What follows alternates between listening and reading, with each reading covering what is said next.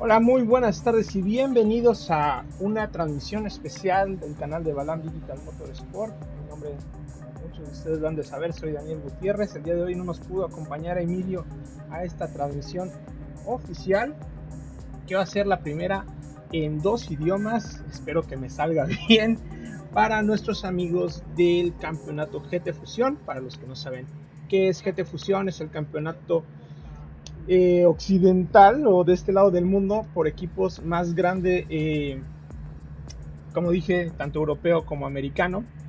En esta ocasión tenemos la oportunidad de participar con 7 pilotos para la ronda 2 y se va a integrar un piloto italiano para la ronda de repechaje.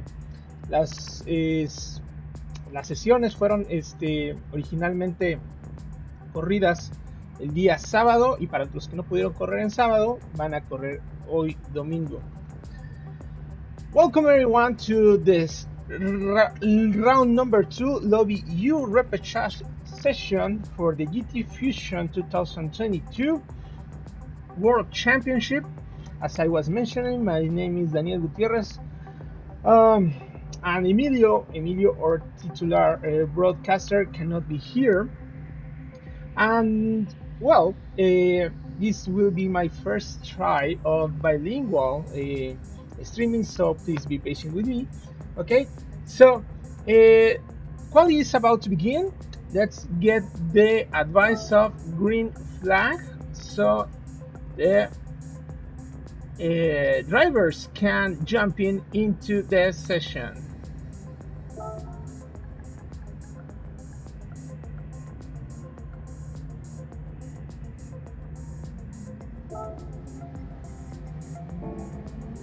Okay, so let's present our today's drivers.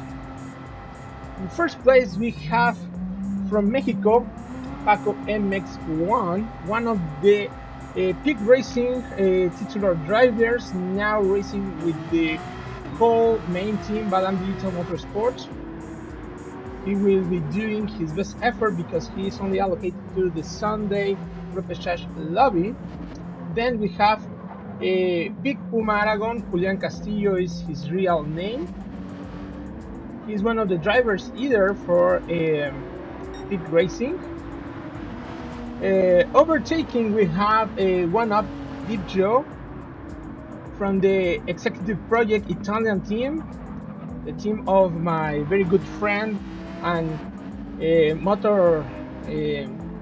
Motorsports Game 2019 bronze medal Stefano Conte. This is his project, his team, his escuderia, so he can be racing in the Repechage lobby as well. And finally, we have the most recent champion of the Peak Endurance Series, Diego Tapia, better known as ATA 135. So let's jump into the installing lap before we go into the first and only 3 flying laps that they will have for the qualification. So let's go with Deep Joe to see his effort. El día de hoy tenemos pilotos mexicanos pertenecientes a la estructura de Peak Racing. Más adelante todavía está pendiente el ingreso de Andrés Villa. Estamos esperando que pueda solucionar un problema técnico con su PlayStation. Mientras presentamos al italiano del equipo One Up, mencionaba que es del proyecto del equipo de mi querido amigo medallista de bronce de los Motorsports Games 2019, Stefano Conte, que han hecho un buen trabajo. Incluso él es campeón de la edición 2021 de GTfusiOn. Entonces aquí tenemos a uno de sus pilotos que la verdad es que trae muy buen nivel, muy buen tiempo de salida, y sobre todo lo estaba viendo en las prácticas, un tiempo muy consistente. Tenemos a Paco MX1, uno de los favoritos de la casa.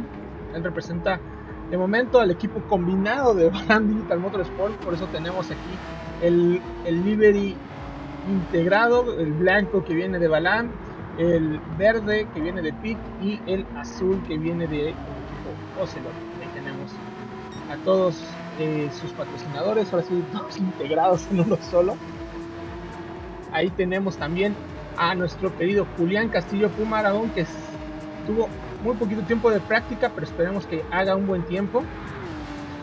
Y tenemos a nuestro flamante campeón de la Proton Series, con toda la serie de Endurance de prototipos, ATCA 135, o mejor conocido como Diego Tapia, el queretano de Amealco, como dicen mi querido Emilio, que no lo podemos tener el día de hoy.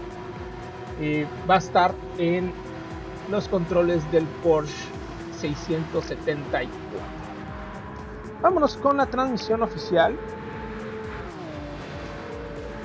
Vamos a ver el tiempo de Deep Joe metiendo en su primer stint un 1:44.465.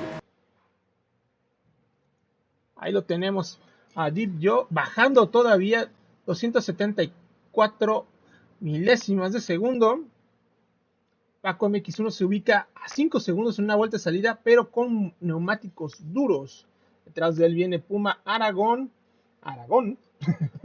para ser exacto, con neumático blando, pero con un tiempo superior al de Paco. Y nuestro querido Alca 135 viene con 2 vueltas de instalación. Vamos a ver cómo le va en este segundo intento. This occasion, Deep Joe is taking the lead into the third sector. He did 1:44.465. He's trying to break his own record. Remember that we are not racing against the rivals in this session. They are racing against their own clock. They have their own level, so there is not too much importance on how they do against the other drivers in the lobby, but how well they develop against the clock. Okay, GTfusiOn has unique, as I can mention, unique way to measure the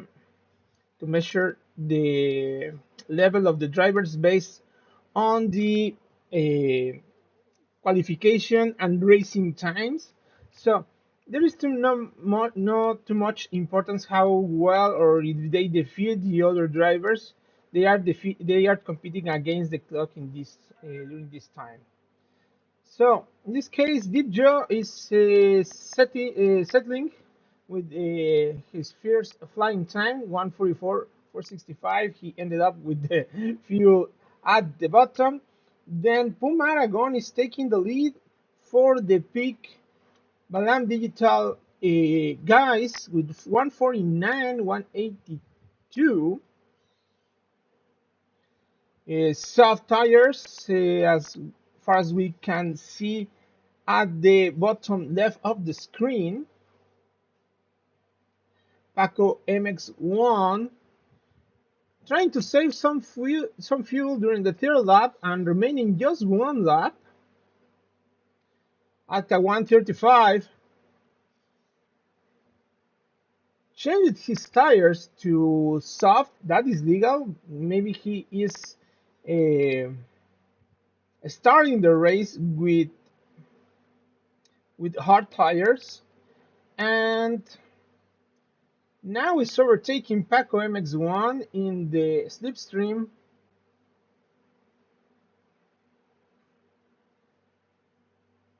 Let's see what is the result of this battle. They need to stop at the end of the first corner so we can begin the race. There will be 4 races during this model, 4 races of 11 laps each one. Okay, so we can see what is the result and most important the times that they will be having for one of these. Okay, Atka 135 stick to the time of 1:45. 644, Paco MX1 148, 978, and Puma goes to the pits. Let's begin the race.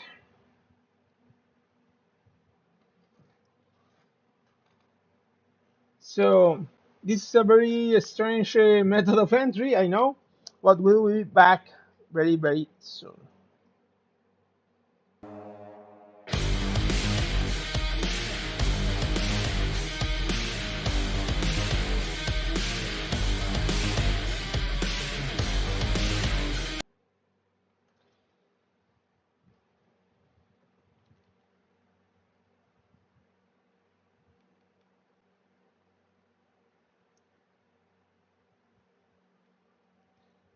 So we are now, before to begin, the race with Deep Joe from the One Up team, the executive project team, taking the lead with the soft tires. Behind him is Hatka 135 that is chasing him. Then we have an accident from Puma Aragon that crashes at the first corner. Fortunately, he doesn't have any damage, so he can continue the race. Those cold tires played bad against him, so let's go back to the front. En esta ocasión viene Deep Joe liderando la carrera, salió en la primera posición, pero detrás de él viene Atka 135, que está cazándolo con esas llantas blandas. Viene Paco MX1, el buen Francisco Campos, que está tratando de mantener el ritmo, 2 segundos detrás del líder, 1 segundo casi y medio atrás de Atka 135. Recordemos que los compañeros de equipo tienen un nivel bastante similar. Vamos a ver cómo lo hacen. Recordemos que su principal competencia no es el que tienen enfrente, es precisamente contra el reloj. Cada uno tiene su nivel ya previamente asignado y van a tener sus resultados en función de ello. Ahí vemos a la chicana, la súper difícil chicana que le pusieron de seguridad hace, si no mal recuerdo, 2 años al circuito de Daytona. Una chicana bastante técnica, bastante difícil porque se toma a una velocidad por lo menos de unos 180 kilómetros por hora en cuarta o tercera velocidad dependiendo la distribución que se tenga de la caja. Regresamos con Deep Joe empezando la segunda vuelta.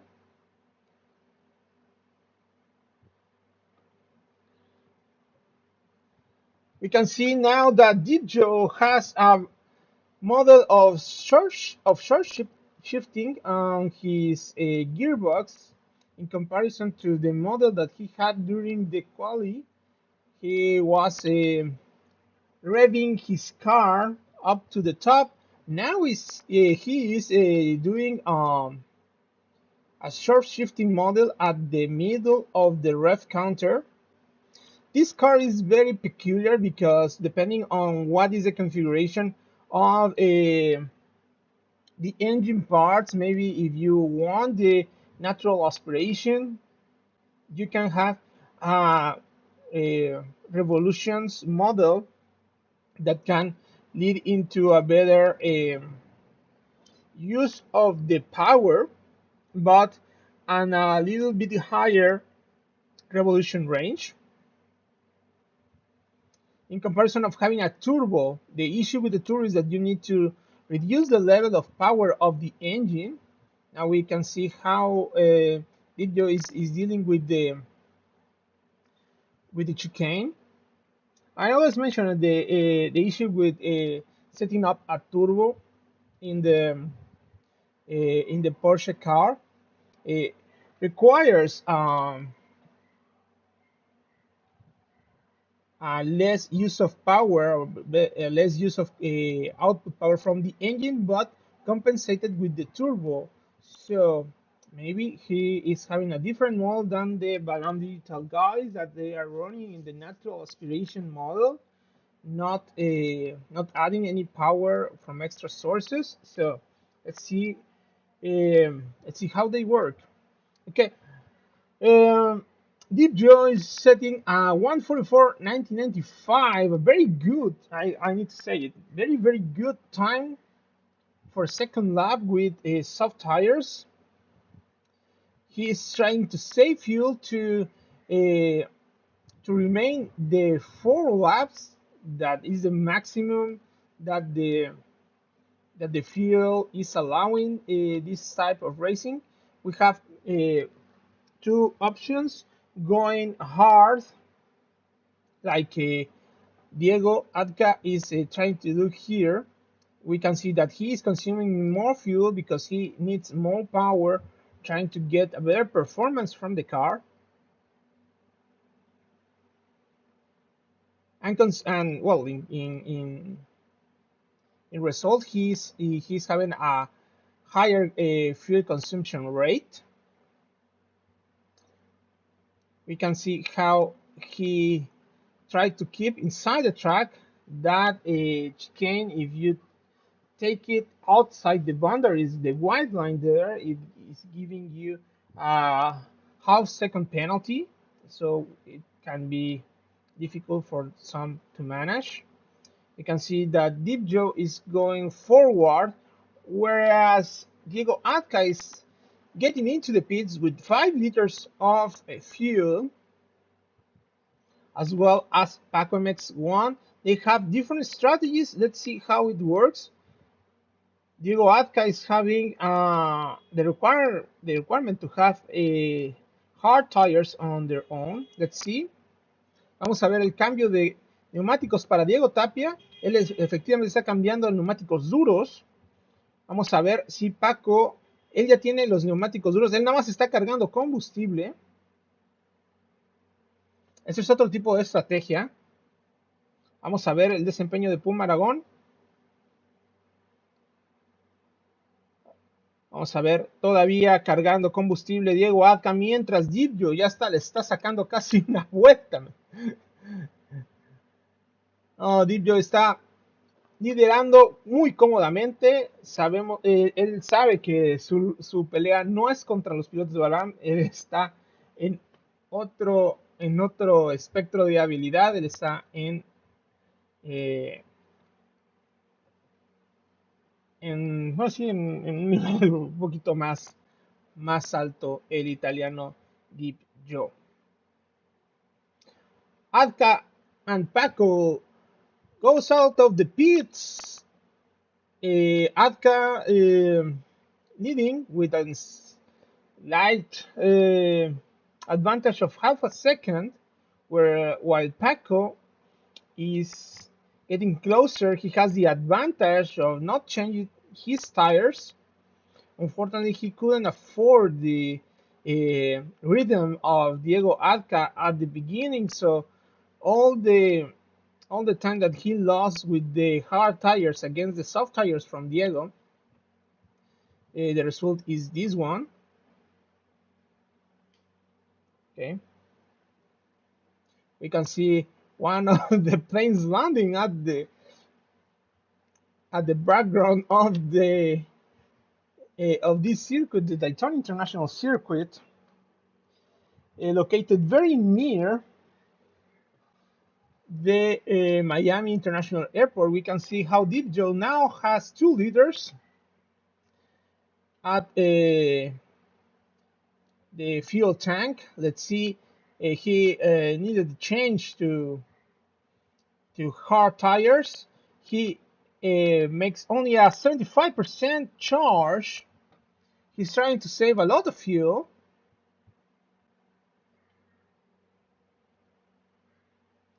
Let's see how is his rhythm now that he has different compound in his tires. Let's enjoy the driving of the Italian one-up Deep Joe, at this time running through the oval section.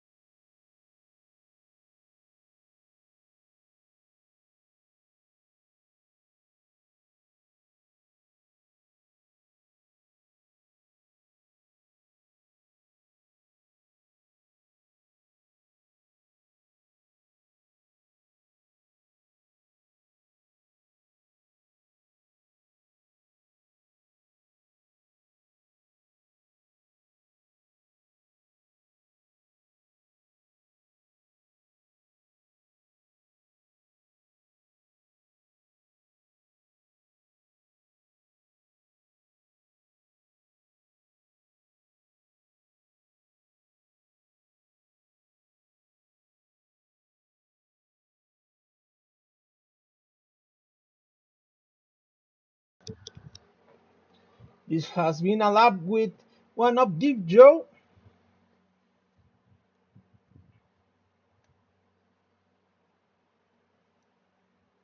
Esta ha sido una vuelta con One Up Deep Joe, el piloto italiano del Executive Project. A 13 segundos.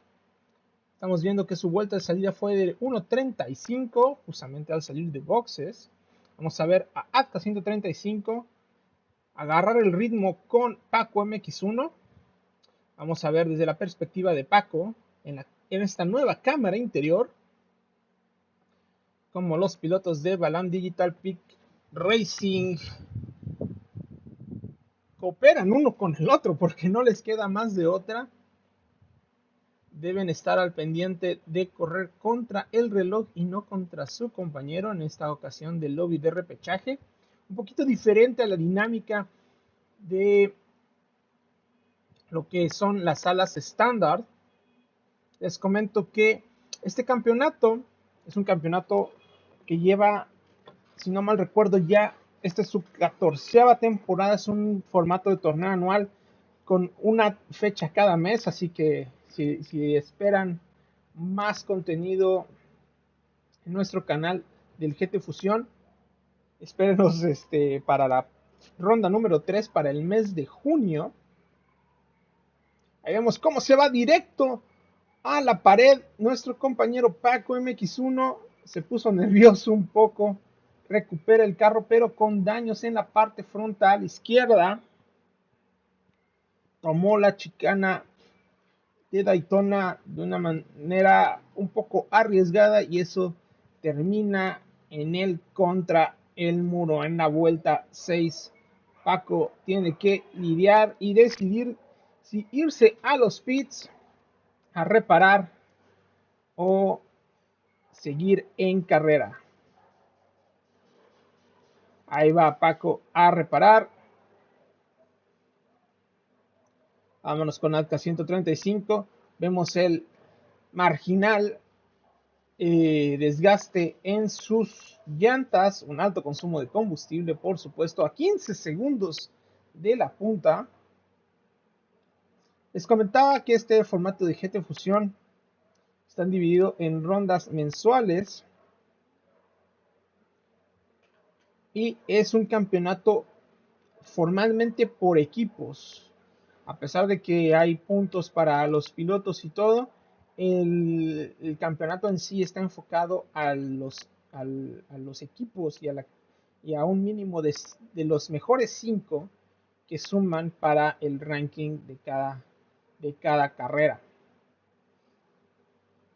Este es un torneo organizado exclusivamente por jefes de equipo. No hay una organización central ni un interés comercial de por medio. Esto es meramente deportivo, lo cual hace un poquito diferente de lo que estábamos acostumbrados, que fuera una organización central y fuera coordinado por alguna marca o por alguna escudería en sí. En este caso es un poco diferente, se juntan los jefes de equipo para organizar esta nueva edición del GTfusiOn, el campeonato, como decía, de este lado del mundo más grande por equipos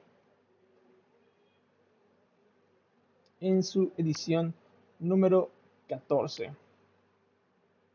I was mentioning that this format of GTfusiOn in the 14th edition has its peculiarity of being a monthly race or monthly round format. So we have few races charged with adrenaline, all balanced and organized by the team managers. There is no central organization, there is no brands or companies behind it. It's purely sport interest. There is no entry fee, there is no pursuit of a prize. Just obviously there is a prize. I will not spoil anyone about the prizes here. For more information, go to the gtfusion.eu webpage. so you can know more about the championship, the teams, support your favorite drivers. There's a lot of talent in both sides of the world. I mean, we have drivers not only from Mexico, but from South America, the most of Europe, Poland, Germany, Great Britain, Italy in this case, even New Zealand, Australia, guys all over the world can, that can share the passion about racing. We are getting into the lap 9 of the first race. Remember that we have 4 races during this round, so we can save and share the replays. We don't have too many issues right now, as we have only 4 drivers racing at their own pace. Pumaragon is taking its time, still injured in the left front side. Maybe he had another incident, another collision with the another collision with the wall in the first corner. Okay, Paco MX1 after his well necessary pit stop at the lap 6, is trying to improve his pace now with medium tires. The low level of fuel that he has, but enough fuel, I need to admit, it's enough fuel to go until the end. Maybe it was not enough for the soft tires, so he opted for the medium compound. At 135 is going in a very good shape, very consistent laps, 147, 148 low. Comparison with one up Deep Joe that is getting a 145.9 even with hard tires. He is a superstar, man. He has a very good setup.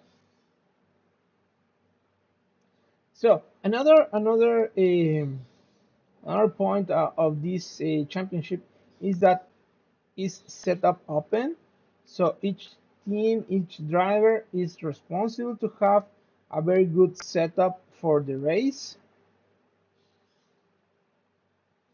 This allow or requires, I will say, a very strong teamwork to test the different possibilities of configuration. I was mentioning that, for example, the difference in the gearbox that Deep Joe is having in comparison with, for example, Alcali, that he is revving up to the top of the power, is giving him another type of power, another type of output source. Okay, so is having a different performance. Okay, we can see at the main straight, well, main corner, I would say, how Deep Joe is having a little less end speed or top speed in comparison with the Balam drivers, but with a longer, travel gearbox.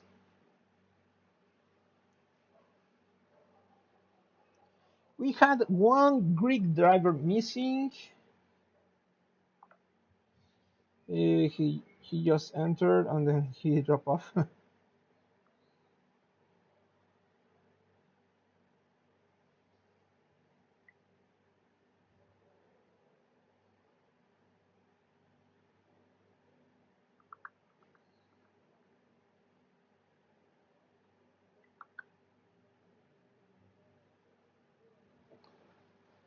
Okay, we are running into the last lap of the race one. One up Deep Joe is leading with 21 seconds ahead of at 135, doing consistent laps of 147. He did a very good job on the pace. After him, 53 seconds behind is Paco MX1. Now with damage at the right back of his car, he is losing too much time. But the important is to end up the race.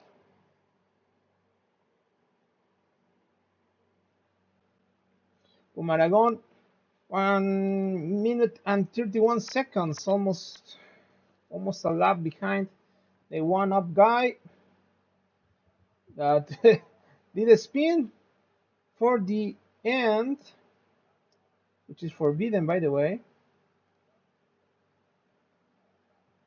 Alka 135, arrives in second. Let's wait for a Paco MX1 to end up the race.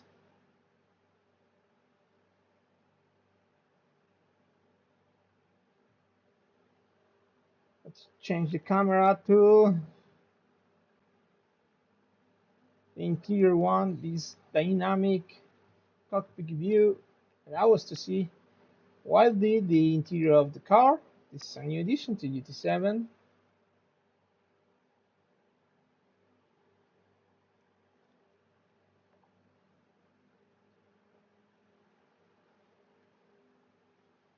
So we can see what's the performance now.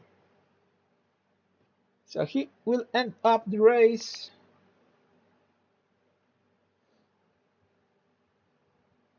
.149 lap. He must be a little bit sad about his performance. Let's see how Julian Castillo is ending up his race. As I mentioned, injured from the top left side of his car, and Ed ends up the race 1 minute 36 seconds behind.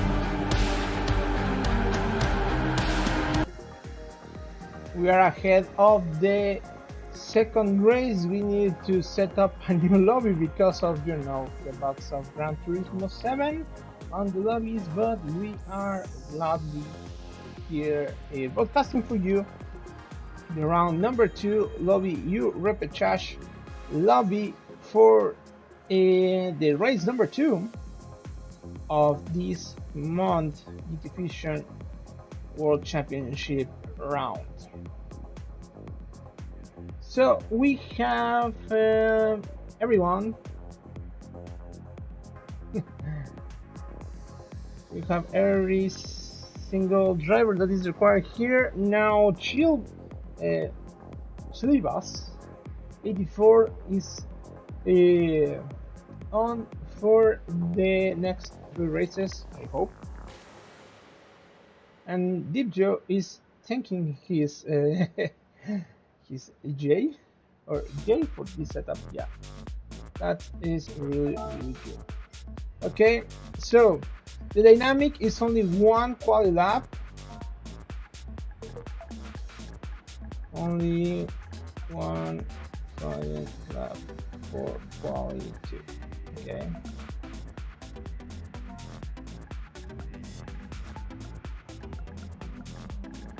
Una vuelta rápida.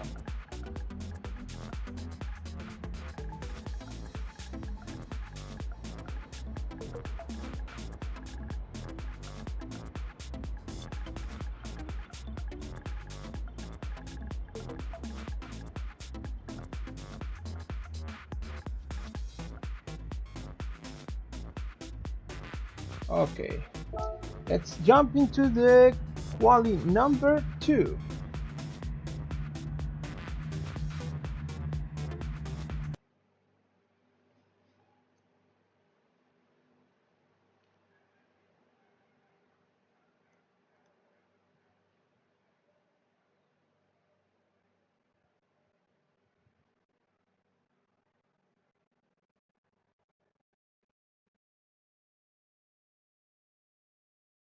Let's go with Deep Joe leading the session, all this time with the soft compound. After this little break, I hope you enjoy the music and the intermission video that we have here in Balam Digital Motorsports. Ahora tenemos esta sesión número 2 de calificación, solamente una vuelta de instalación y una vuelta rápida. Al terminar la vuelta rápida no se permite ni entrar pits, no se permite segundas oportunidades, solamente una vuelta rápida para, pues básicamente nada más ubicar a los pilotos. Vamos con Deep Joe en esta ocasión. Vamos a ver su cámara interior. No me deja poner la cámara interior, es una lástima. Vamos a ver a Puma, tampoco me deja poner la cámara interior. Pero ahí van los 3 pilotos de Balam Digital Motorsport con el livery integrado. Se resguarda un poco Puma Aragón para dejar pasar a sus compañeros. Alta 135 aprovechando el rebufo que le da Paco Mikizuno al principio de la vuelta. Y el que estaba faltando en la primera carrera, HKR3 Chilibas 84 de Grecia. Ahí tenemos una penalización para Chilibas que tiene que cumplir antes de empezar su vuelta rápida, lo que sin duda le dará una desventaja enorme para su vuelta rápida. Vemos que Paco se empieza a quedar, fue rebasado por sus compañeros. Alca 135 tomando el liderazgo del grupo de Balam. Deep Joe ya acostumbrado a correr solo, yo creo que para su segunda carrera, viene metiendo una sólida sección número 1 y va ahora por la sección número 2, muy trabada sección del circuito. Curvas que se toman en segunda velocidad, casi 100 kilómetros por hora. No deja de ser bastante rápido y bastante duro para el cuello. Ahí tenemos a Dibjo surcando la curva número 1 de la sección del óvalo. Vamos con la 135 que se acerca a los 265 kilómetros por hora. Ahí vemos cómo llegar a los 270 en esta ocasión y frena bruscamente para tomar la chicana en tercera. No se arriesga Diego Tapia. Viene detrás de él Puma Aragón. Paco MX1 concentrado. Sabe que su tiempo de vuelta va a ser afectado ahora por una penalización de medio segundo. Viene Chivas. Ahora tratando de tomar un poco del rebufo. Vamos a ver cómo lo deja el reloj Dibjo en 1:1:44, 2:89, bastante decente. 1:47 para Diego, 1:47:8 para Julián. Y Paco MX1, 1:50. Viene Chivas que mete un 1:47:043. Vamos a iniciar la carrera. En un momento regresamos.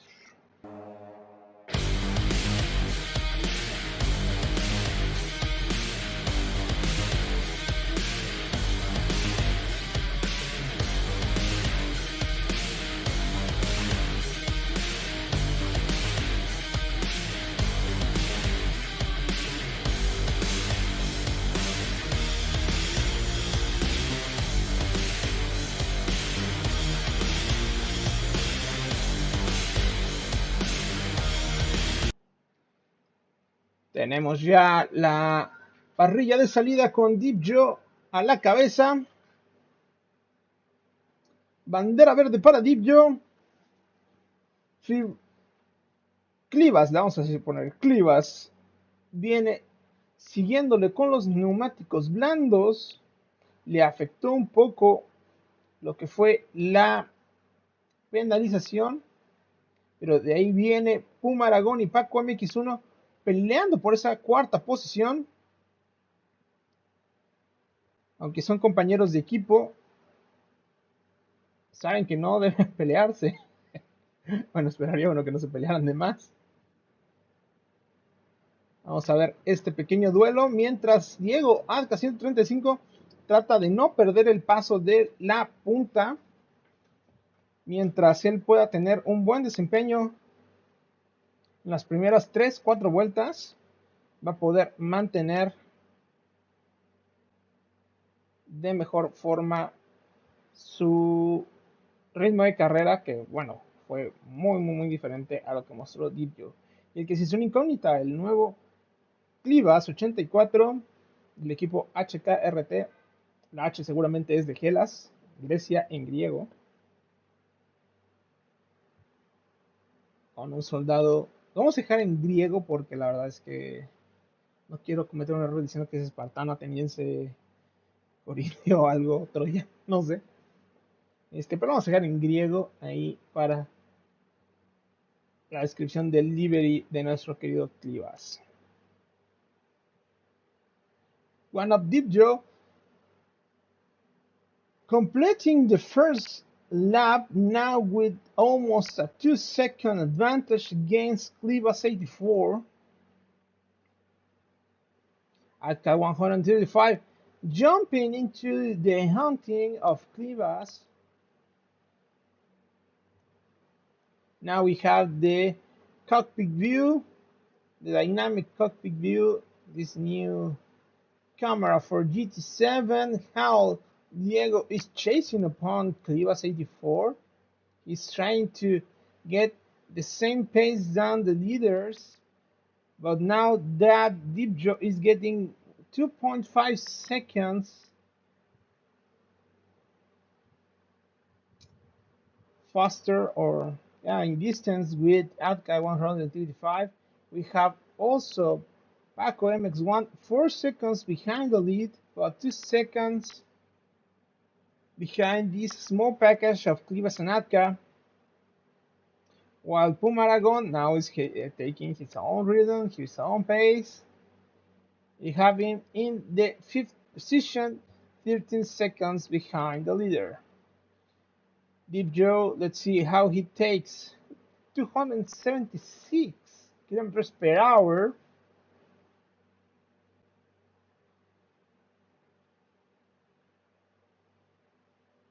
You can see the softness of the entry for Deep Joe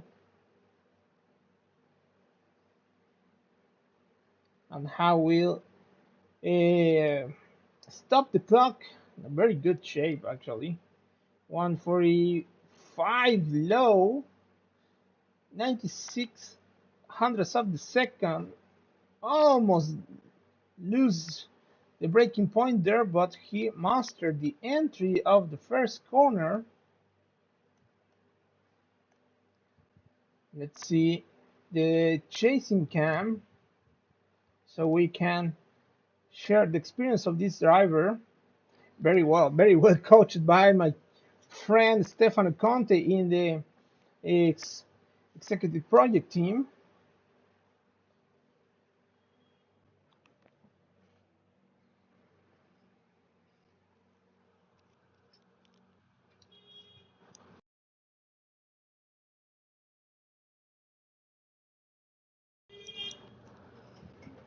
We can see the work in the um, changes of the gearbox that he's doing.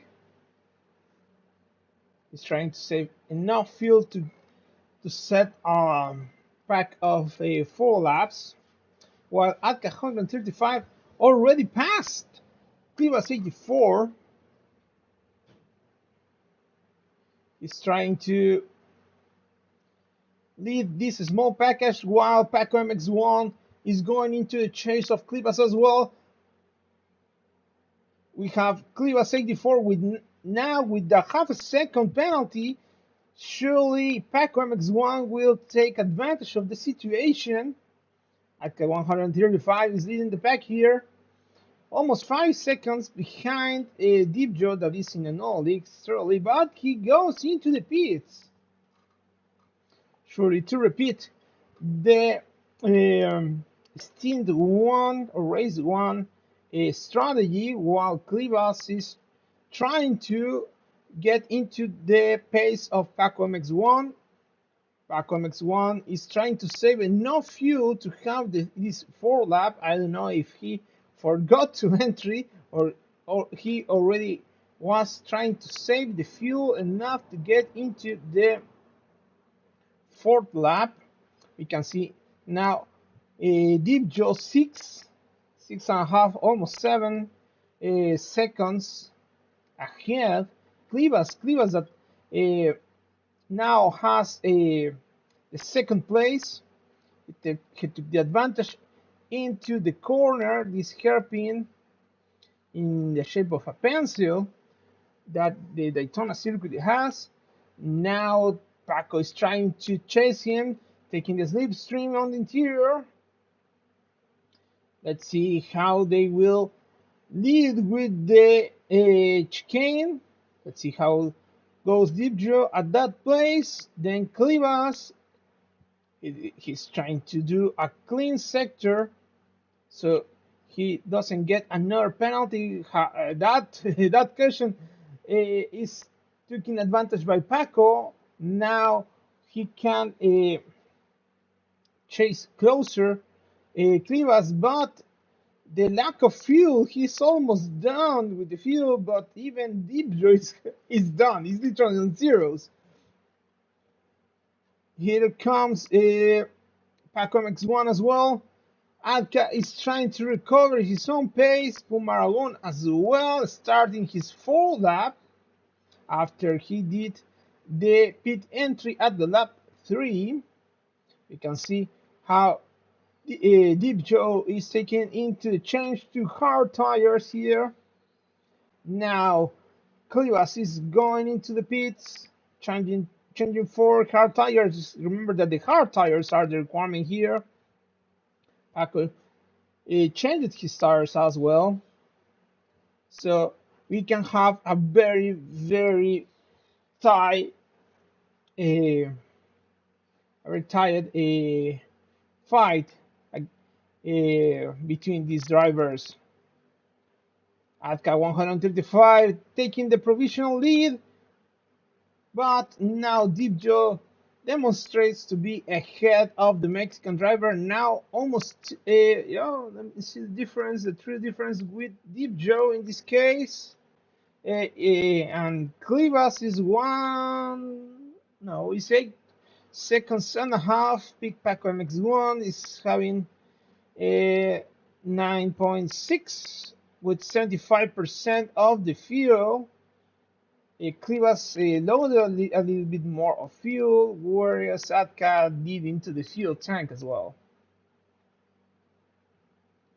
Platicábamos hace un momento acerca de las diversas estrategias. Veíamos que Deep Joe entraba a los pits con literalmente cero combustible, con el airecito, con el Espíritu Santo ahí empujándolo,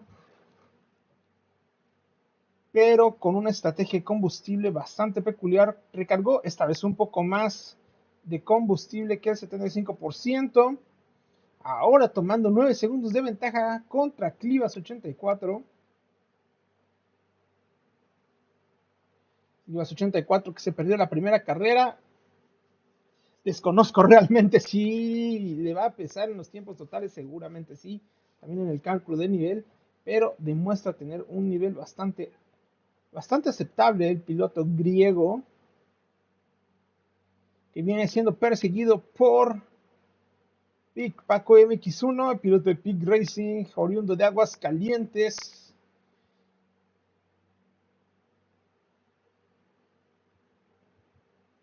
Que no sé por qué se mostró la bandera azul si nadie está lapeado. Viene a 10 segundos de la punta, mientras Atka 135 trata de recuperar el ritmo y todo lo que perdió en pits. Con esa carga extra de combustible vemos ahí la curva número 4. Como se ve la vista panorámica desde la curva número 4.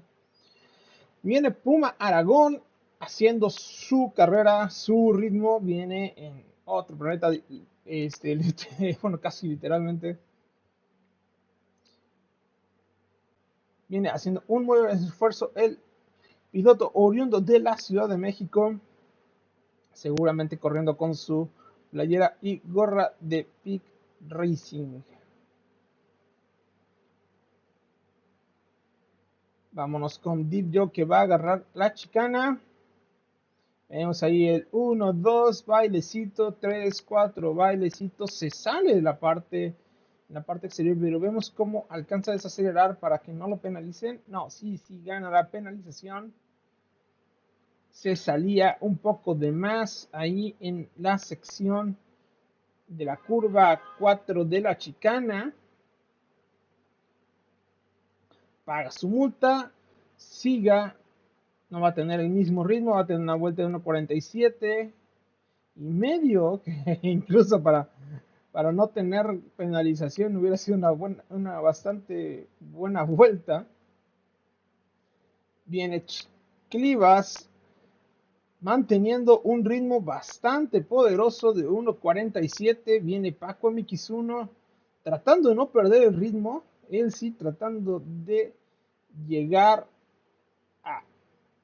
ahora sí a lo que es el ritmo de Clivas. Vemos como Paco y Diego cada vez se sacan más distancia, ahora son casi 2 segundos, más bien se mantienen un poco ahí.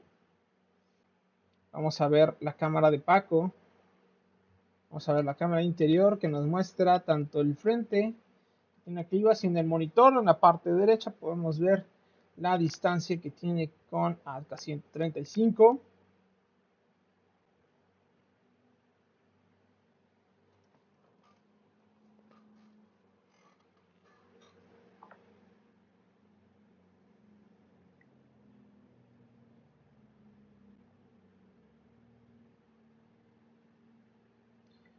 Vemos como el piloto de Aguascalientes trata de mantener el ritmo con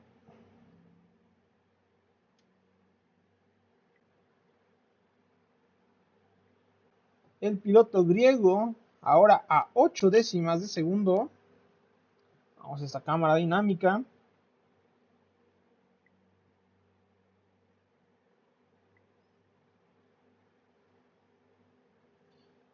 Pueden dejarme en los comentarios si les gusta este formato de transmisión bilingüe, si no les distrae mucho.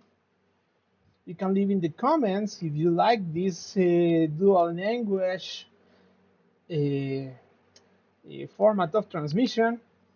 You may understand that English is not my first language, but we can do the effort to that. Okay, so keeping the pace on the chasing, Clivas is trying to lead the lap number 8, having each time closer to Paco. That is only half a second, 6/10 of a second. Atka reducing 1/10 only compared to Paco, that he is trying to get the pace enough to keep on the pack. Umaragon learning from his own accidents during the first race, now having more consistent times. Deep Joe, that is getting into a slower pace than the previous race, is having a 1:47 rhythm, getting 1.3 seconds behind his own record. That is still being a good time for hard tires. Will be around the 1:46. Let's see, 1:46.6. Too much sixes. Too much sixes for an Italian driver. We don't want to invoke evil forces, so we will leave that way. Clivas trying to not fall against the Mexican army. The Greek warrior is trying to lead, not losing any pace. We can see how consistent has he been. Getting that 1:47, 1:47.3, or 1:47.8 on lap 6, 1:47.3, and then 1:47.078. So he's being faster, but Paco and Diego Atka, they are getting those extra tens that they are needing. For example, lap 7, Paco is setting at 1:46.9 pace, but he loses some tenths in the number 8 lap. Let's see how Diego is trying to chase both drivers.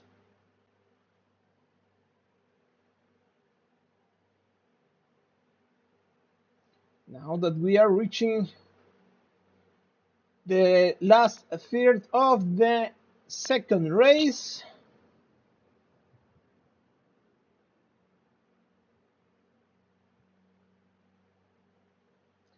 jumping with Deep Joe, that will try to establish a new very good lap, 1:46.1. Now he's doing the pace that he set up during the race number 1. He's doing a very consistent racing line. You can see how far he brakes,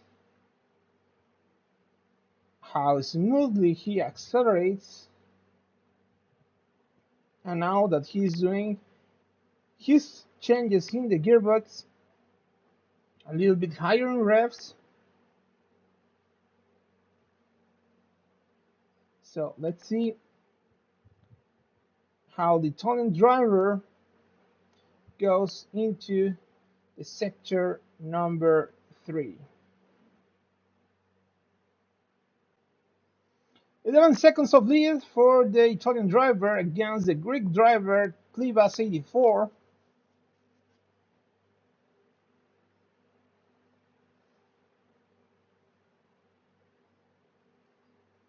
having now a better pace of 146.8, slightly slower than the Daytona driver, but not too far. Paco that kisses a little bit the wall there, losing some valuable time against Clivas and in advantage of Diego Alca, whom Aragon that is only 32 seconds behind the pack and 46 below the lead. So for him it's a big improvement because he has now the half of the disadvantage than in the previous race that was 1 minute 31 seconds. So if he can end the race with this difference, he will be showing a very good improvement on his racing. Let's see that Dibjo is now in the last lap, almost 12 seconds of advantage. He is trying to run very consistently, trying to set up the new records. 1:45.8 for the lap number 10 for him. Clivas jumping 12 seconds now behind the leader and 1.1 seconds ahead Paco MX1. We can see the Greek driver trying to keep the space between the Mexican drivers and him. Paco MX1 that is trying to keep his own pace. He has the motivation, he has the pace. We know what Paco is capable to do. Now he's still in some tenths from Clivas' time. Is now 7 tenths behind him. Let's see how deep it goes into the chicane. Let's see if he has a new penalty there. Maybe not. Okay, 13 seconds now for Deep Joe. Clivas and Paco, 0.3 of a second. Paco got scared there, but he exits better from the end of the chicane. Let's jump with Deep Joe in the victory for race 2, but let's go back with Clivas and Paco for the end of the race number 2. Let's see the finish. Let's see how Paco goes in interior one. That goes for Paco makes 1 for 1. What? Wait. 1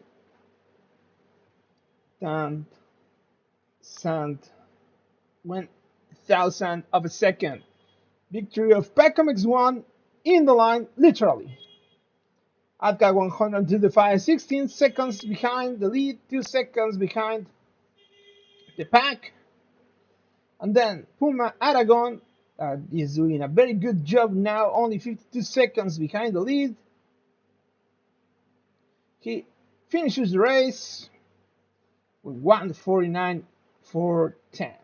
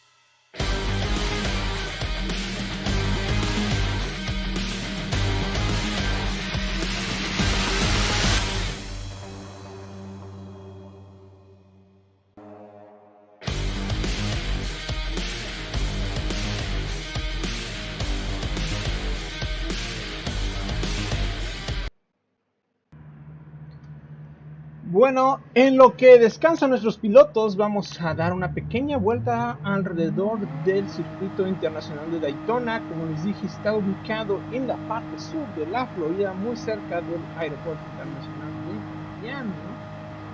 Aquí se corren las 24 horas de Daytona, así como las 500 de Daytona en NASCAR con dos formatos diferentes. Ahí vemos la sección de las banderas. Ahí tenemos también un pequeño parque de atracciones. Pueden escuchar los pequeños desniveles, los pequeños bumps que están en la parte interior de la pista.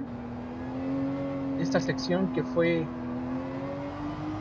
replicada por el Autódromo Chiapas, tanto en forma como en la sección interior, también el mismo trazado, pero en una muchísimo menor escala. Es por eso que aquí en Chiapas podemos decir que tenemos un mini Daytona. Aquí, como dato curioso, pueden llegarse a ver, como vimos en la transmisión, despegues y aterrizajes de aviones, y si lo pudieron notar en algún minuto de la transmisión, pueden llegar a tener un pequeño vistazo de lo que es el lanzamiento de un cohete de SpaceX, lo cual es bastante curioso. We are here at the Daytona International Circuit, giving a few laps. Now that we are going into a flying lap, showing the circuit. This racetrack is located very near the Miami International Airport, so that's the reason we can see planes arriving and departing many times during the race. You can see how this layout was imitated by the Autódromo Chiapas, a racetrack that we have in my hometown state. So we can have mini Daytona here.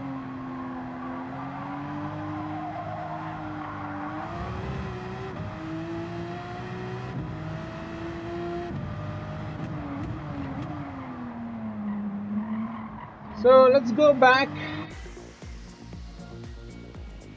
We're gonna begin the quali in few seconds.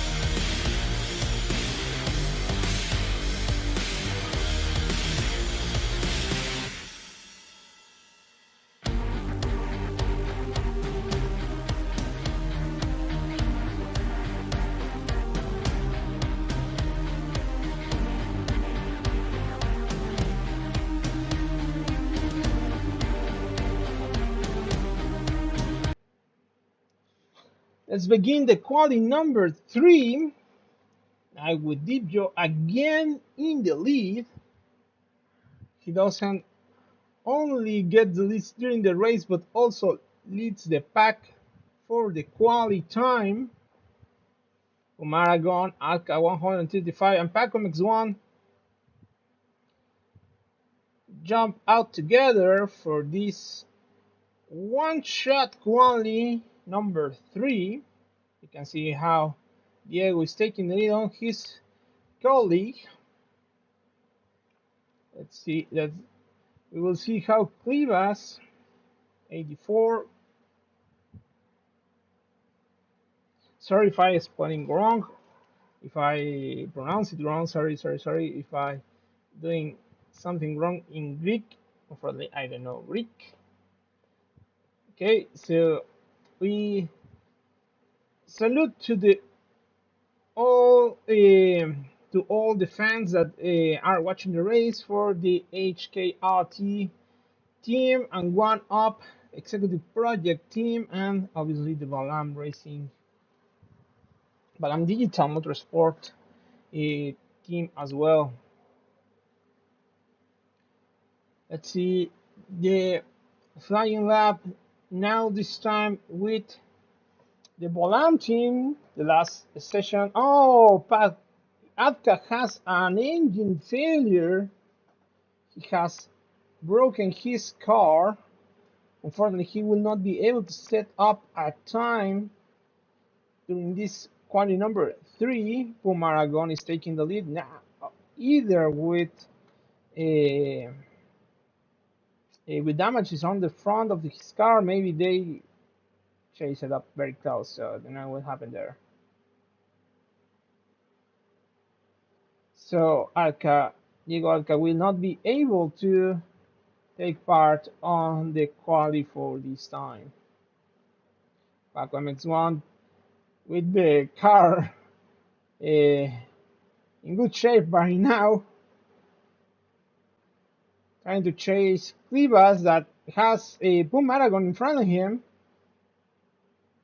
Will be an issue considering that Julian has a broke crash. Unfortunately, he needs to step out of the racing line so Clivas and Paco can continue their qualification.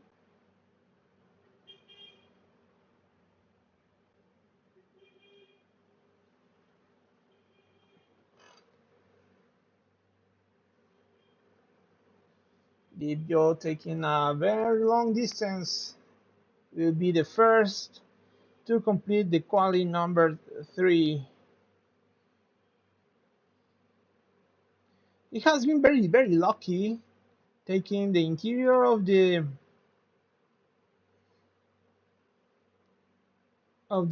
last corner of the chicane.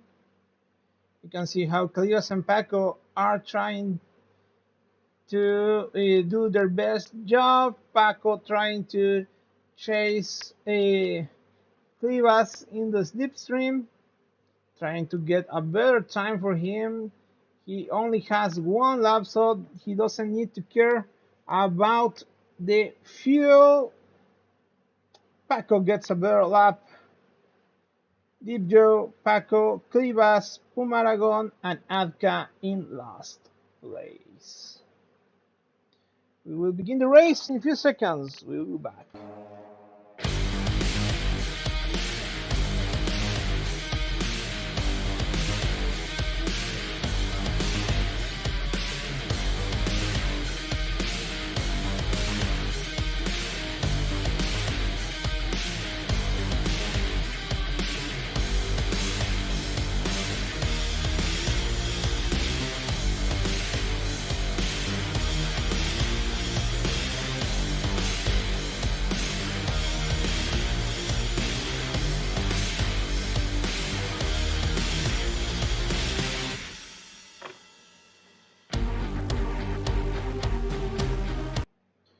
Now we are about to begin the third race. We have green flag with Deep Joe at the lead, followed by Paco MX1.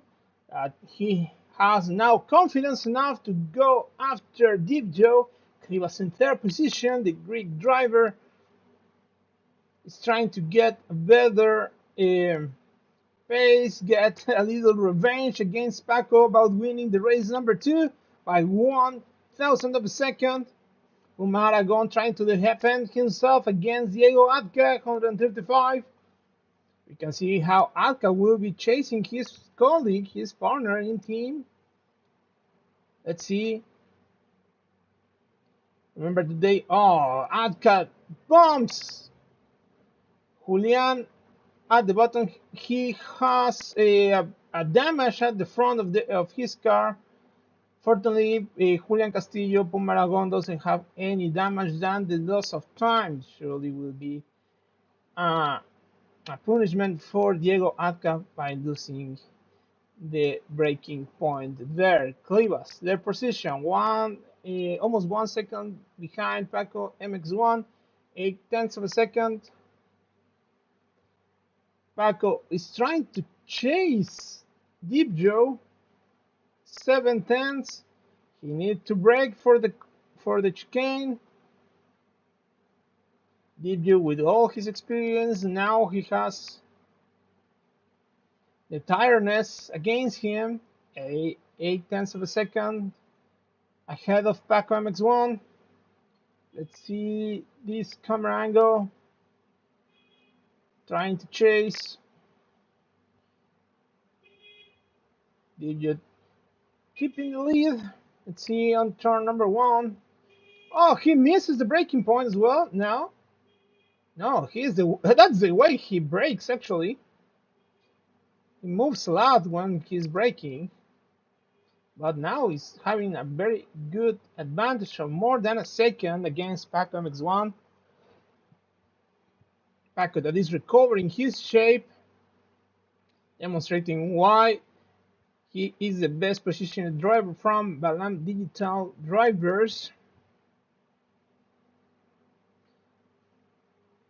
He was struggling to keep the Paco and Deep Joe's pace, almost 3 seconds behind, but not losing the hope to chase them for the rest of the race.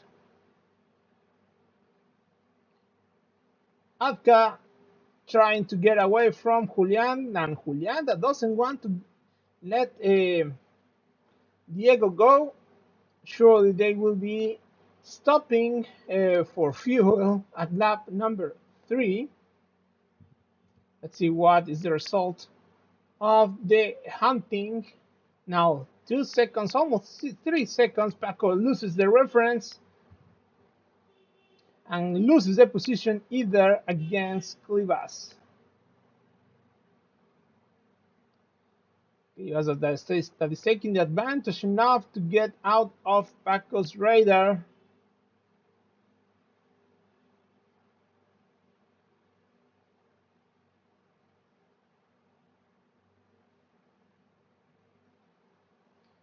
Going into corner number 1, Paco that is struggling again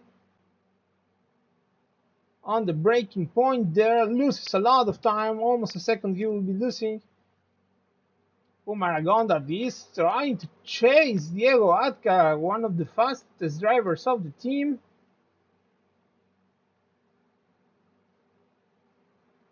But having the issue of having the front bump damaged with the aerodynamics damaged as well. So the configuration that Balam, and I can say because we tested a lot, is focused on the mechanical grip in the suspension work.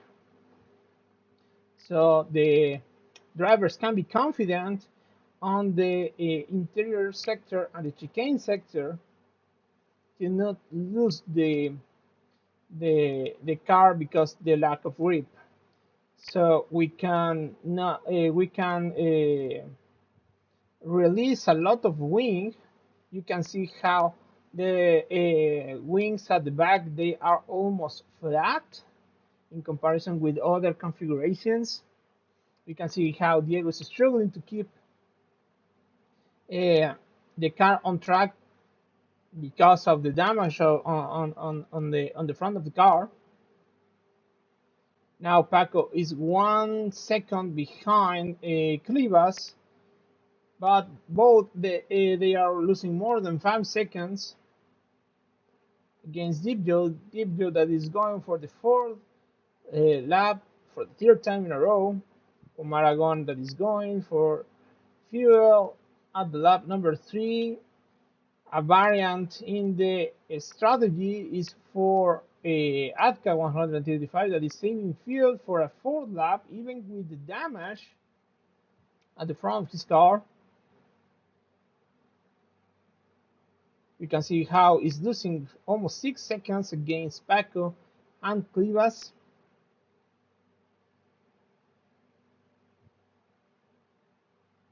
Clivas that now is losing 6 seconds, but he knows that his fight is not against Gio, it's against the clock. The drivers here are the ones that couldn't race on Saturday lobbies, that are the majority of lobbies are hosted for.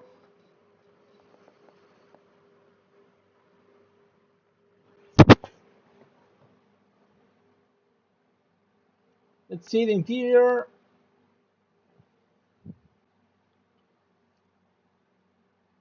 For a second of the Deep Joe's car, how we'll be entering to the pits with almost new fuel. Let's see how fuel was remaining. Literally zero as well. Let's see Clivas, how many fuel? 1 of fuel. Let's see Paco, that also has no fuel. So they will be loading their fuel to end the race. Let's see, 75%, 80%. It really depends on the uses of fuel that the driver has.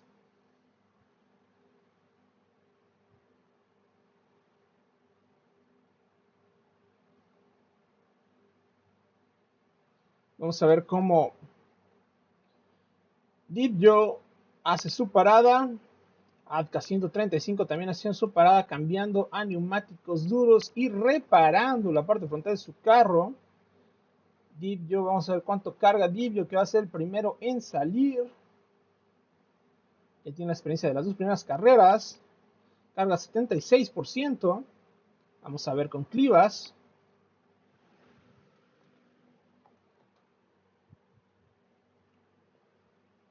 Clivas y Paco cargan 80% cada uno.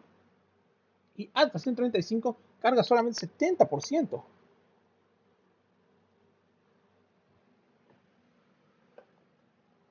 Vamos a ver si eso es suficiente para el piloto mexicano. Un Aragón que ya había cargado casi al 100%.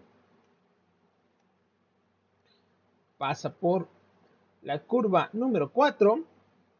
Vamos a ver a Deep Joe saliendo de la sección interior y yendo a la curva número 1 de la sección de óvalo, o trióvalo, propiamente dicho.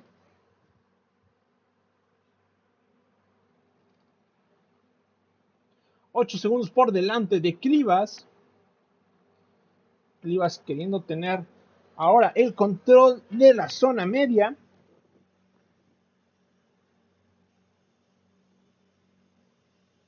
Ahí vemos el diseño característico del equipo HKRT. No quiero decir ninguna tontería, pero pareciera que son los guerreros griegos. Vamos a poner los guerreros griegos, al menos en español, para que tengamos la referencia de el equipo HKRT.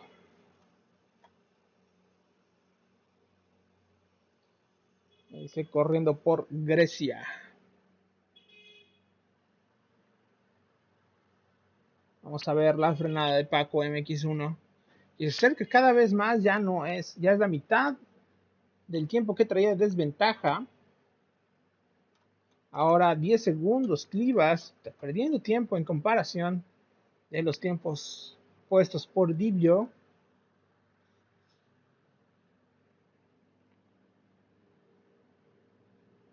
Paco MX1 mejorando casi en 1 segundo su mejor vuelta. Y eso que la había puesto con blandos. Ahora con duros parece acomodarse mejor.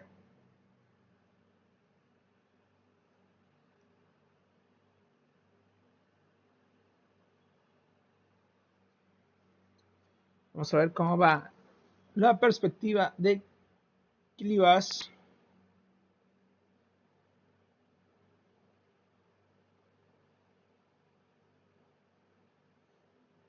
en esta cámara en la que viene persiguiéndolo Paco MX1. Vamos a ver en el slipstream o el famoso rebufo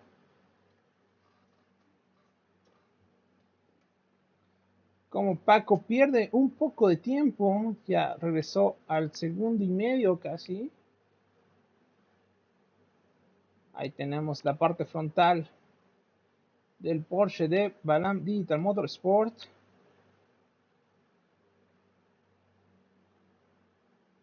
Vamos a ver cómo viene también Alta 135.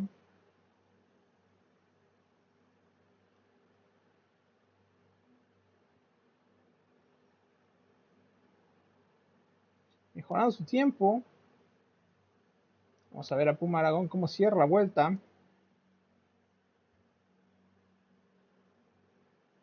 Firmemente agarrado de su volante, nuestro amigo Julián Castillo. Ya el cansancio haciendo mella en el piloto mexicano.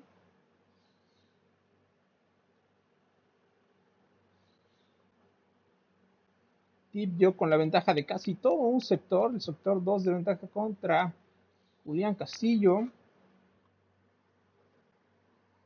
Haciéndolo un poquito más lento, casi perdiendo un segundo en su tiempo de referencia para el sector 2.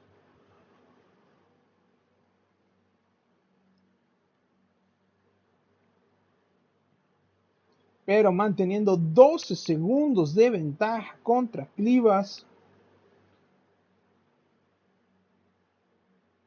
Clivas y Paco que también se han aventado un maratón de conducción, no solamente 42 kilómetros, sino más de 42 kilómetros.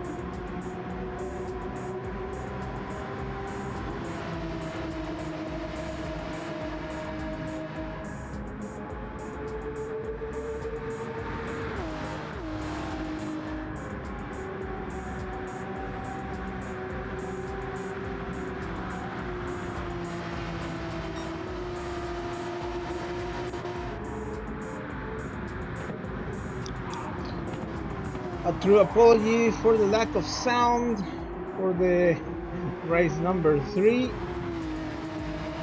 Una disculpa por la falta de audio en la carrera número 3.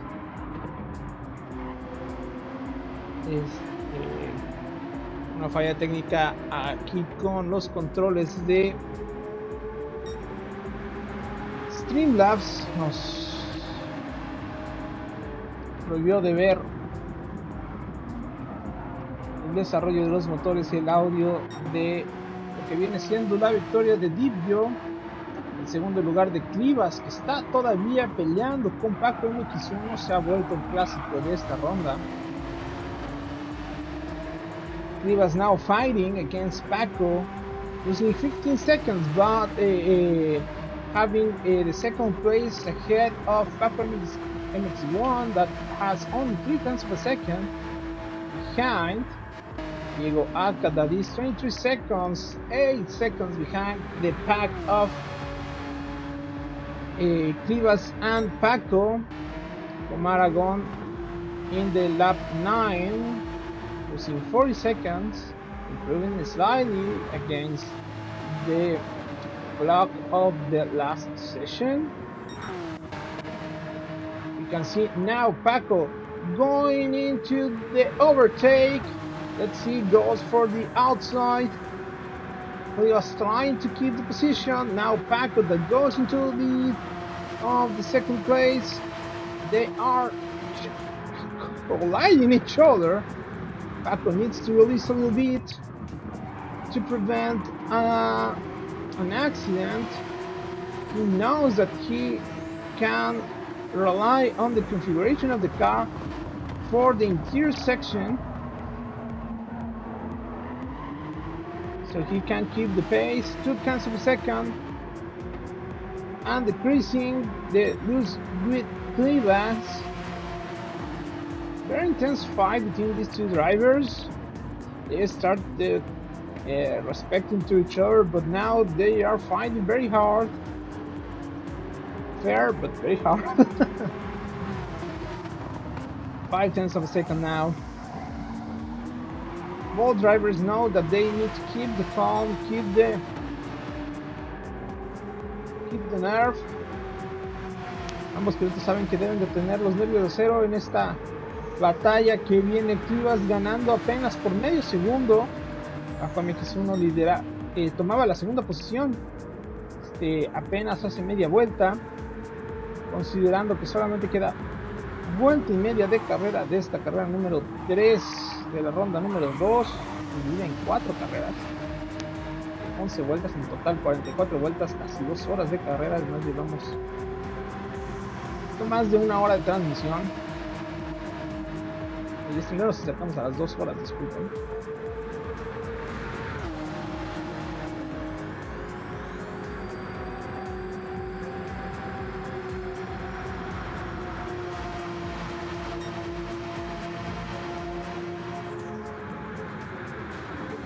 Ahí tenemos como Clivas pierde la posición con Paco. Paco now has the second place, the lead of the pack for the last lap. Deep Joe leading comfortably with almost 20 seconds, almost a whole sector ahead of Paco MX1, followed by Clivas very closely, 3/10 of a second. Atka losing 17 seconds against the pack of the middle, and then Puma Aragon 48 seconds behind Deep Joe. Paco MX1 that goes after the end of this second sector. Clivas that doesn't want to lose any advantage and go after the stream of Paco. 3/10 of a second behind. Let's go and see Deep Joe going into the last corner, or the fourth last corner. Paco MX1 going into the decisive chicane. Let's stick for a second. Let's see how Paco and Clivas goes after. Let's go to see the victory of Deep Joe. Crosses in the first place, but the fight is here. Paco MX1 taking the second place again. If Clivas doesn't tell any other thing, let's see the definition.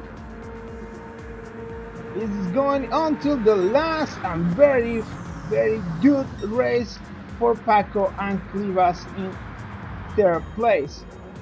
Alca 135 losing 5/10 of a second in a penalty. He needs to comply, arriving at fourth place. Surely the Mexican driver is not happy with the result. He likes to fight at the top of the positions. And now Boom Aragon, Julian Castillo completing 52 seconds, almost 53 seconds behind the lead.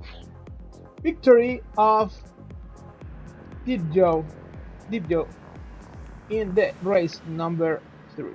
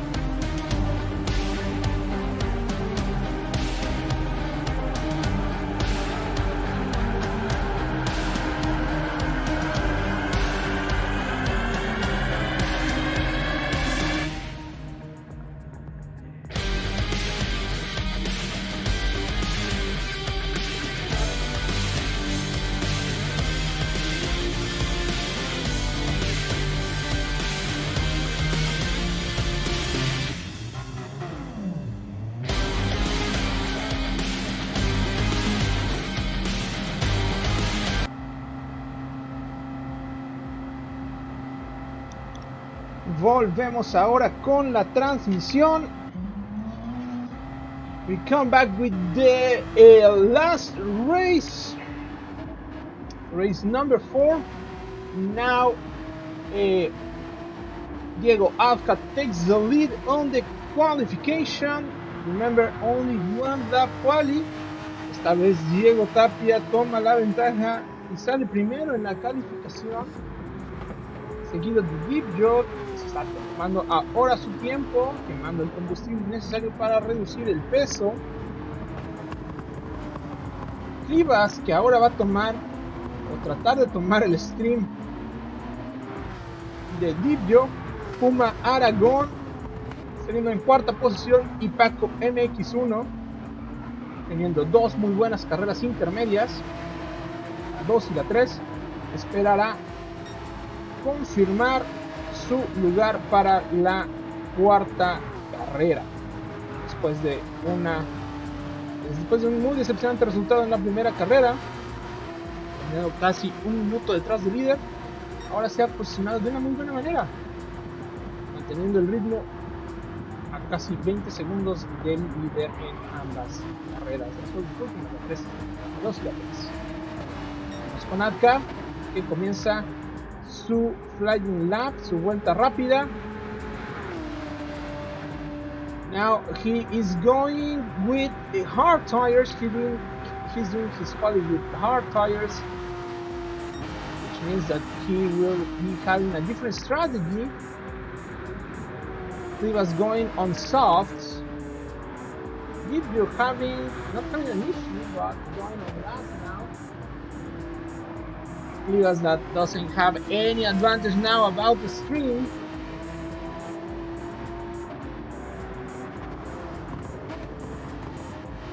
Puma Aragon that goes in third, having a good space with Paco, that goes on fourth now, and Deep Joe that comes on fifth. A rare place for him, but he only needs to crown this race to have the Grand Chelem, all the poles, all the victories on his name for the debut of the GTfusiOn 2022 Round 2 at Daytona International Circuit. Video busca lo que se le conoce como el Grand Chelem o el Grand Slam, quedarse con todas las poles, quedarse con todas las carreras. Delante de él viene Paco queriendo hacer una muy buena vuelta con neumático duro. Vemos que los dos pilotos de Balam Vital están con neumático duro, van con una configuración diferente. Puma Aragón confiando en la estrategia preestablecida, por decirlo de alguna manera. Igualmente Clivas 84, que va a tratar de meter un mejor tiempo para salir por delante de los pilotos de Balam Digital. Alca 135 y va a meter su vuelta de referencia en un 1.47.9. Viene Clivas, va a mejorar ese tiempo por seguro en 1.46.905 a 45.630, perdón. Puma Aragón, que viene con 1.48, Paco MX1 que viene y cierra con 1.46.6, muy buen tiempo. Y viene Deep Joe que se queda con la primera posición con 1.44, señoras y señores. 1.44 para el poleman One Up Deep Joe. Vámonos con la carrera.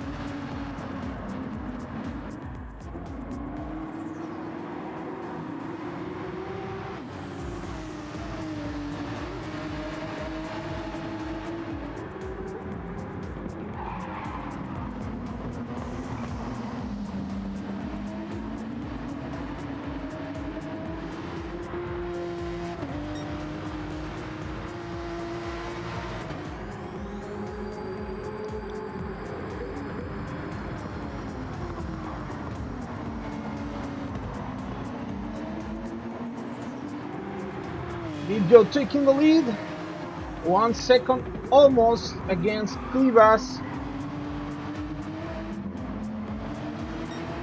The last race, race number 4 for the lobby view of the GTfusiOn 2022 Repechage lobby view at Daytona International Circuit. Joe taking the lead on this panoramic view of the Daytona back straight. Let's see how he takes the chicane. He goes above the yellow section. He was trying to avoid to go out of the white line, as well as Atka, that now has the 3rd place, followed by Paco. Paco that won the last, well, won the battle, but he didn't won the race. Win the race, sorry. And Aragon that had an issue and comes with a time penalty of a half of a second. If you're going to the first sector, this panoramic view, a spectacular camera angle of the 2 leaders, having now 2 seconds between them. He was setting some ground. He knows that he needs to take more than 3 seconds. He actually needs like 6-7 seconds of advantage against the Balam Digital guys to make profitable the strategy of the soft tire. The Balam Digital guys, Atka wants to take revenge on Paco on all the second places that he achieved, all the incidents that Atka had. He now to concentrate for only 11 laps and the remaining 10 laps actually. Paco is one that tried to collaborate with his teammate, getting into the stream, only a 10th of a second. He is pushing him. And didn't go well. Oh, my sons. Ay, mis hijos. Bueno, y así es como se arruina una carrera entre compañeros de equipo.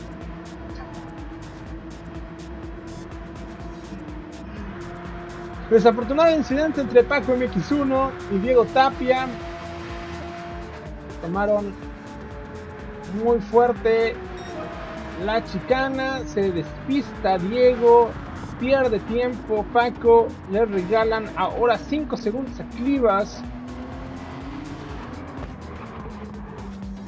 que no va a dudar en tratar de meter más tierra de por medio contra Paco si quiere que su estrategia de los neumáticos blandos funcione. Livio, por supuesto, poniendo no solamente tierra de por medio, sino todo el mar Adriático, Mediterráneo y Atlántico si es necesario, entre él y los demás competidores.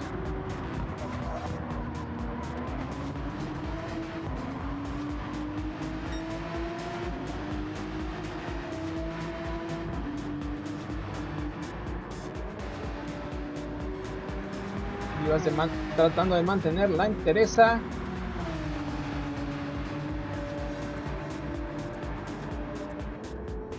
Veamos esta toma panorámica. Vamos a ver hasta cuánto llega la velocidad tope. 273, 4, bastante bien. 274 km por hora. Baja hasta 140 y tantos kilómetros por hora. Por supuesto, ya tiene mucha experiencia en la chicana para evitar perder tiempo, cosa que ha amaestrado Livio, pasando por encima de la parte amarilla sin que le penalicen.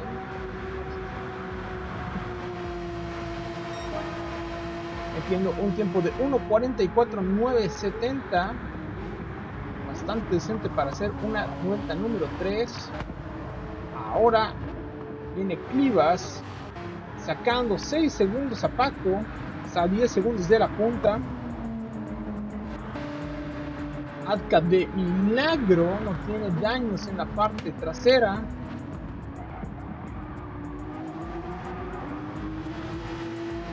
viene con un 1.47.9.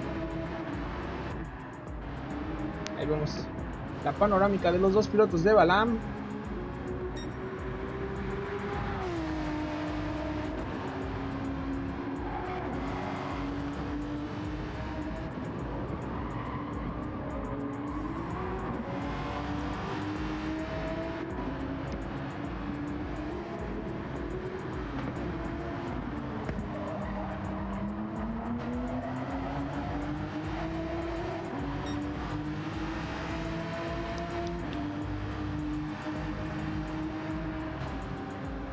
We surpassed the 2 hours live broadcast while Puma Aragon Julian Castillo goes to the change of tires to hard compound and they fill up. Let's see how much fuel does he gets into his car. Almost 100%. Let's go with Deep Joe that is coming to the pits here. The last pit stop of the day for him. 6 seconds behind comes Clivas. Well, Deep Joe enters with no fuel. Clivas at least with 1%. Paco that enters as well with a 0 in fuel, but the battle is here with Clivas and Paco because of the strategy and the time that they will spend on the change of tires. In this case, Paco is not changing his tires. Let's see. Yes, it's only refueling. Clivas is refueling and changing his tires to the hard compound. Let's see how Deep Joe ends up the refueling. 74% for him. So let's see the release of Clivas. 80%. Paco 78%. And comes only with 1 second lead. What was a lead of surely 8 seconds now becomes 1 second only. Personally, this was my favorite strategy, only hard compound, because the hard compound needs like 3 or 4 laps to get into a good shape, to get temperature enough to have a very good development on track. Let's see how Clivas can deal with it, knowing that he has 7 laps in front, and he will be having better tires for the end of the race against Paco. He is giving 8 seconds now with a video that releases some sparkles in the tarmac. You can see how Deep Joe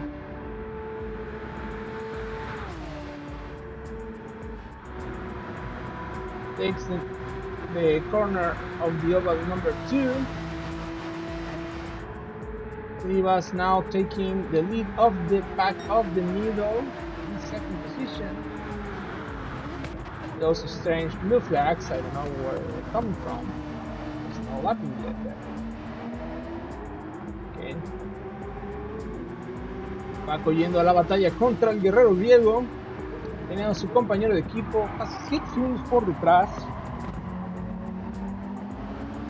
Calcada la estrategia de ambos compañeros.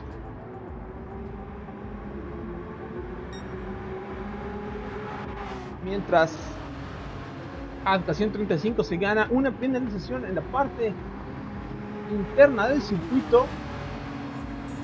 No es normal, normalmente las penalizaciones vienen en la chicana por pasarse en la salida.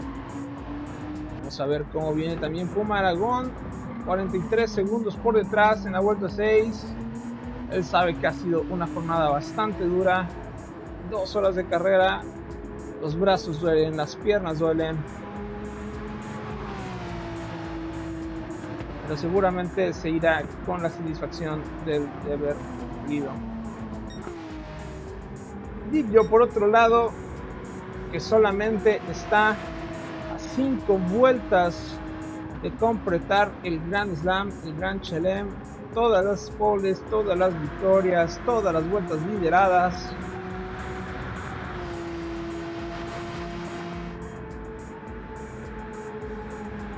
Un desempeño ejemplar del piloto italiano.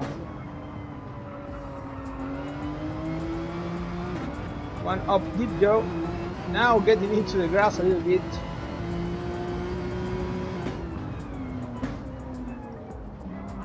We send our best wishes to all the Italian community, to my friends Stefano Conte, obviously the world champion, Valerio Gallo, and all the people that makes possible their project, or that executive project as his name comes up. This academy, one of the academy, like you will see here, developing well-skilled, very good skilled drivers. So send him the best wishes and warmest regards to the Italian team, the Italian community, and obviously for all the fans around the world of this team. Big Paco MX1 now taking on the lead of the second place, taking on Rivas. We suspect that. We knew that Paco was having a better performance on his tires to take the lead on Deep Joe. Both in hard tires now, but Paco having the temperature enough. Let's see how Rivas feel with the pressure to pursue him again, because the last 2 races he was the pursued one. See how they take the corners. First sector, let's come with Rivas. This chasing camera.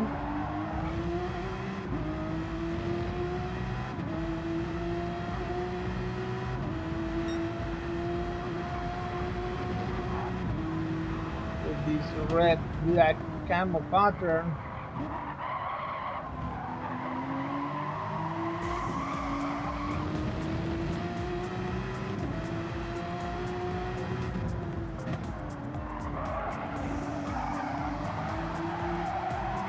Paco MX1 having now 1 second and getting off for the stream to Rivas.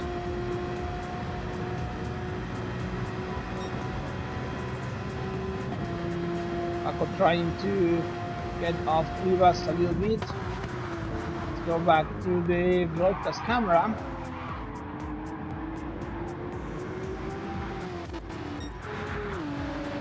Joe now having a penalty to comply.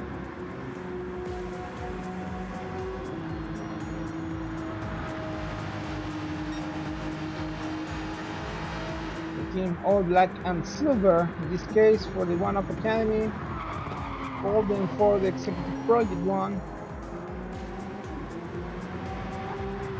Having now 11 seconds. For sure he is in another league different than Rivas and Paco that has almost the same level, because that unfortunately missed the first race, losing the second one by Paco only by 1,000 of a second. I didn't expect that, because during the lovely call yesterday that I was racing, I lost the first place either by 1,000 of a second. So 2 times in the same round is a very peculiar. It's a very peculiar data for the groups.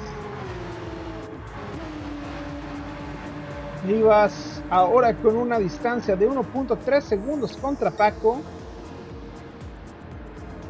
Seguramente tiene que estar pensando en mejorar los sectores del interior, tomar con confianza la chicana, y vemos cómo trata a toda costa de esquivar la línea blanca o meterse demasiado en la línea blanca, no sacar las 4 ruedas. Paco con confianza, toma 1.4 segundos y solamente 12 segundos desventaja contra el piloto de One Up,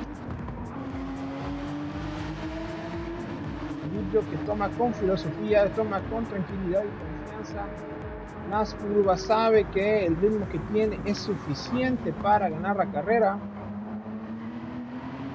pero no tiene que confiarse porque su pelea no es simplemente contra los pilotos en pista, es contra el reloj y los demás casi 20 salas que se arman a lo largo de todo el fin de semana.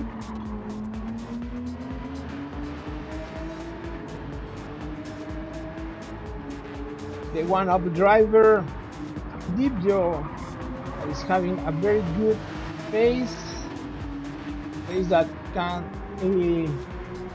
trust, that doesn't exist too much, doesn't ask too much to push, but he knows that his race is not against the drivers that he has behind, it's against the clock and all the other drivers having the best time in general for all races.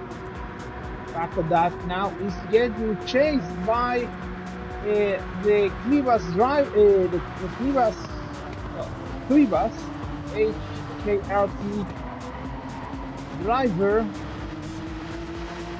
Let's keep this battle because Paco was chasing Clivas with the other 2 races. Now he has the lead. He will try to defend himself against the Greek warrior.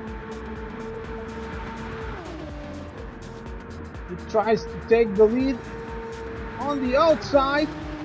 See, takes the lead. Paco covers himself. He extends the braking point. They do the parallel at the first corner. Paco keeps the lead but gets chased very closely by Clivas. He will try to do it at the second corner. Let's see how close they were to collide at the first corner, at the fourth corner. But at 135 comes 10 seconds behind, but keeping the 25 seconds against the lead. Puma almost a minute behind. GTfusiOn that is taking this second open corner, but let's keep the fight that these 2 gentlemen have been having the whole afternoon today. Almost 2 hours of battling, nose to nose, door by door, having some damage at the rear bump. Paco MX1, Clivas that is going. Paco defending himself, waving a little bit. I don't know how far is he going into the compliance of the rules. Clivas that is trying to keep the pace on the stream. Paco that is waving. Surely he will get a penalty on that. Clivas that is trying to find the spot. He goes by the outside, trying to win by the same margin that he lost the first race, 22 hundredths of a second. Clivas arrived second and Paco third. At 135, 10 seconds behind the pack. And Puma Aragon that is coming 1 minute after. The grid, the Grand Chelem, and all the olives goes to One Up Deep Joe for this round. Congratulations, man. You are a very good driver. Congratulations to the One Up team for Maragon that will end his race 1 minute behind the leader. Keeping the pace, keeping the form, and goes in the 5th place. Second to Clivas, third for Paco, fourth to Diego Adca, and fifth for Puma Aragon Julian. So we reached the end of the race. Thank you very much for coming today. Hemos alcanzado el final de la carrera. Muchas gracias a todos los que pudieron venir a la transmisión. Ha sido un honor y un gusto haber compartido estas más de 2 horas de transmisión. Síganos en nuestras redes sociales. Follow us in our social media if you don't know us, and if you want to turn on the caption in your YouTube and Facebook live transmissions. We are Balam Digital Motorsports, sending the kindest and the warmest of the regards to Emilio Ane, our titular broadcaster. My name is Daniel Gutiérrez. Mandamos un enorme saludo a nuestro querido amigo Emilio Ane, que es el titular de las transmisiones. Mi nombre es Daniel Gutiérrez. Yo me despido. Hasta luego.